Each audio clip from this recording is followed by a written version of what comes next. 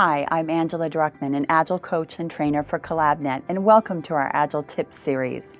You know, one thing I'm really excited about is I'm seeing more managers in my Certified Scrum Master courses these days. And when they come in, they have great questions for me.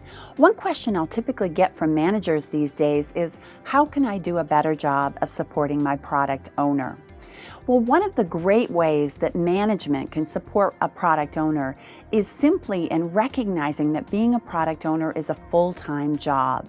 There's a lot of work involved with building a product backlog, working with stakeholders to gather requirements, working with the team to negotiate acceptance criteria.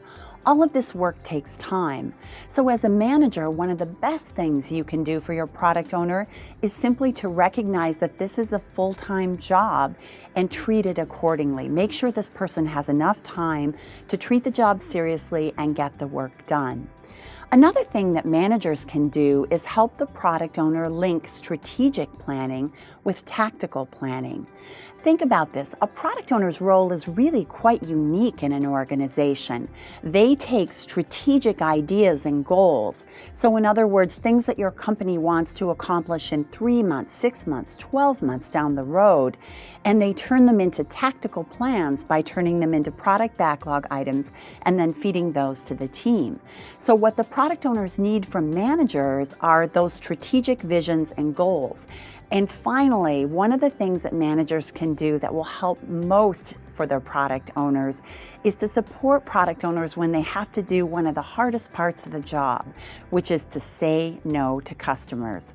You know, if you're like most organizations, your organization probably has infinite wants and needs, but you have very finite time and money. What a product owner has to do is make those tough decisions about which of those wants and needs make it into the product backlog and get delivered and which ones don't. That can mean that some stakeholders are not happy with the product owner's decisions. So as a manager, one of the best things you can do is publicly support your product owner when they have to make that tough decision and say no. And for this, you might take a lesson out of the book of Parents. Most of you know that parents have a sort of an unwritten rule. They say, in private, we might argue and we might disagree, but to the kids, we present a united front. Well, it's very similar for your product owners with management. You want to always present a united front in public and support your product owner in their decisions so that the organization, in turn, will do that as well. For more information about the product owner role in Scrum, visit us at www.collab.net/agiletips.